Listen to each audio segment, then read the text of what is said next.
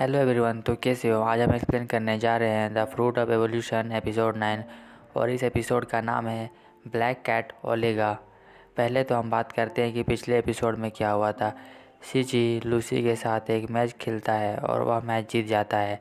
इसके बाद लूसी उसे अपना मास्टर बना लेती है और सर्वेंट बताती है कि किसी ने राजा पर अटैक किया है। अब आगे एपिसोड के स्टार्टिंग में सीची को दिखाया जाता है। वह अपने विज़न पावर से उस कल्प्रिट को देख रहा होता है। तब उसे पता चलता है कि वह एक छोटी सी लड़की है जिसकी उम्र 8 साल है और उसका नाम ओलिगा होता है। ओलिगा सीची के सामने आती है और सीची पर अटैक करती है। सीची उसके वेपन को पकड़ लेता है और उस पर स्किल एक्टिवेट होता है। फिर वह उसके वेपन को उस पर ही फेंकता है और ओलिगा दीवार से अटैच हो जाती है।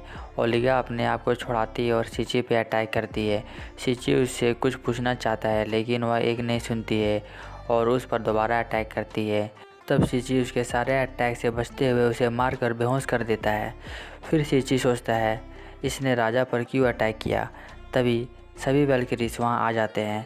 लूसी पूछती है यह छोटी लड़की कौन है। सीची बताता है यह एक एसेसन है। तब लोर्ना कहती है यह छोटी लड़की एक एसेसन कैसे हो सकती है। फिर सीची बताता है यह बात तो मुझे भी बिलीव नहीं हुआ था लेकिन यह सच है। फिर लूसी लोर्ना को इससे पूछताछ करने के लिए कहती है।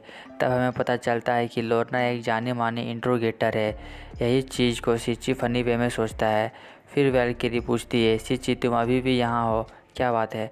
सीची बताता है कि उसे राजा की चिंता है। लूसी बताती है इस लड़की ने जिस वेपन से राजा पर अटैक किया है वह एक श्रापित चाकू है और जिस किसी को भी उस चाकू से मारा जाए वह कभी नहीं उठता। यह कहकर सभी वैल्किरीज रोने लगते हैं। सीची सोच रहा होता है मुझे किसी तरह इनकी मदद करना पड़ेगा और इस श्राप को हटाना पड़ेगा।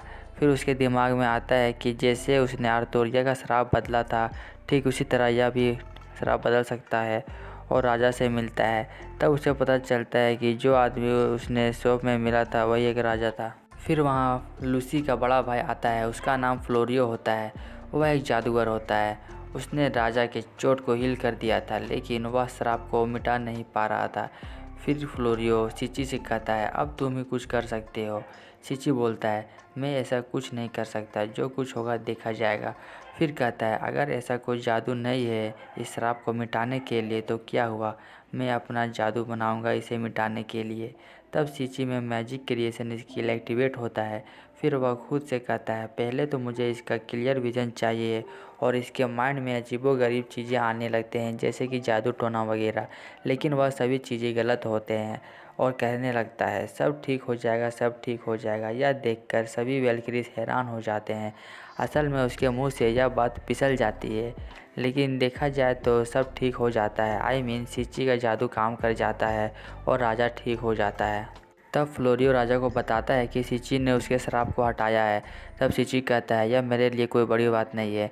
फिर राजा उससे धन्यवाद कहता है उसकी जान बचाने के लिए और उसे कुछ रिवॉर्ड भी देना चाहता है। लूसी बताती है तुमने हमारे राजा का जान बचाया है, इसका मतलब तुमने हम सभी को बचाया है जो लोग यहाँ रहते हैं। राजा कहता है राजा होने के नाते मैं तुम्हारे लिए कुछ भी कर सकता हूँ। सीन चेंज होता है। दूसरे राजा को दिखाया जाता है। जाकिया राजा से पूछता है हमारे सारे हीरोज़ कहाँ गए। राजा बताता है कि उसने सारे हीरोज़ को एक मैजिक एकेडमी में भेज दिया है। स्टूडेंट्स को दिखाया जाता है। कानाजुकी से एक आदमी कहता है अगर ऐसा ही चलता रहा तो हम लोग मुसीबत में पड़ सकते हैं। तभी वहाँ ओयामा के ग्रुप आते हैं। वे लोग उससे पूछते हैं आखिर क्या बात चल रहा है यहाँ पर। कानाजुकी उनसे जाने को कहती है। तब वे लोग उसे छेड़ने की कोशिश करते हैं और केंजी आगे आता है कानाजुकी को बचाने के लिए।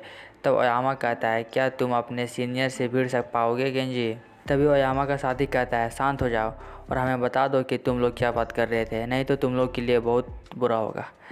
कानाजुकी उनको सारी बातें बता देती है और अपने लड़कों को चलने को कहती है। राजा और सीची को दिखाया जाता है। वे लोग नहा रहे होते हैं।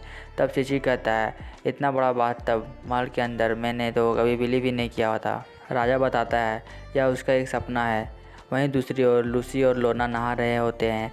लूसी लोर्ना से पूछती है तुम्हारा इंट्रोगेशन कैसा चल रहा है उस असिस्टेंट के साथ। लोर्ना बताती है वह अपना मुंह नहीं खोल रही है और लूसी से कहती है उसका स्किन सिल्क जैसा है। फिर वे लोग सीची की नकल करते हैं और लोर्ना सीची की आवाज़ में कहती है माय लॉर्ड मुझे कोई रिवॉर्ड की ज़रूरत नहीं, बस मैं एक चीज़ मांगना चाहता हूँ। मुझे लूसी और बाकी लोगों से जादू और तलवारबाजी का प्रैक्टिस करना है। सभी वैल्किरीज यह बात सुनकर खुश हो जाते हैं। सीन चेंज होता है, सिची की गर्लफ्रेंड्स को दिखाया जाता है, वे लोग भी नहा रहे होते हैं। तभी आर्तोरिया सारिया से पूछती है, क्या तुम्हें सिची की चिंता नहीं हो रही? उसका मतलब था कि कैसे वैल्किरीज सिची को उठा के ले गए, और यह भी कि जब भी वह कहीं जाता है एक और लड़की साथ में लाता है। फिर आर्तोरिया ज़्यादा सोचने लगती है कि कैसे सिची के आगे लड़कियों की लाइन लगी है। सीन चेंज होता है, राजा सिची से कहता है, मैं ऐसा ही बाथटब पूरी दुनिया के लिए बनाना चाहता हूँ, और बताता है जब हम नहा रहे होते हैं तब कोई इंसान हो या डेविल कोई मैटर नहीं करता, और वह सबकी लड़ाई रुकवाना चाहता है। सीन चेंज होता है, जाकिया उस जादूगर से पूछता है क्या होगा अगर वे सभी लोग हमारे खिलाफ उतर जाएं तो। वह जादूगर बताता है कि उसके पास एक ब्रेसलेट है जो कि सबने पहन रखा है और वह उनको कंट्रोल करेगा। तभी कोई तीर मारता है और जाकिया उसे रोक लेता है और वह उस कल्प्रिट को ढूंढने चला जाता है जिसने तीर मारा है। राजा अपने जादूगर से बात कर रहा होता है, कौन हो सकता है जिसने हम पर हमला किया? वो डेमन तो नहीं है, जादूगर बताता है। उसने सुना है कि विम्बर्ग का राजा डेमन के साथ मिल गया है, और जादूगर कहता है हमें उनका जवाब देना चाहिए। तब राजा बताता है कि उसने पहले ही एक असैसिन को वहाँ भेजा है और उसका निशाना कभी नहीं चूकता। मैं बता दूं कि वह असैसिन ओलिगा है। आर्तोरिया, सारिया और लुलू ने ये सभी लोग महल आते हैं सिची से मिलने के लिए, और आर्तोरिया झूठ मूठ कर बताती है कि सारिया को उसकी चिंता हो रही थी। असल में आर्तोरिया को चिंता हो रही थी। फिर सभी लोग अपना इंट्रोडक्शन देते हैं। सारिया बताती है वह सिची की वाइफ है, वहीं आर्तोरिया बताती है वह सिची की गर्लफ्रेंड है, और लुलू ने बताती है वह उसकी सर्वेंट है। यह बात सुनकर फ्लोरियो हैरान हो जाता है क्योंकि सभी अट्रैक्टिव लड़कियां होती हैं। और यह एपिसोड यहीं पे ख़त्म हो जाता है। नेक्स्ट एपिसोड मिस ना करें और हमें अभी सब्सक्राइब करें। मिलते हैं नेक्स्ट एपिसोड में।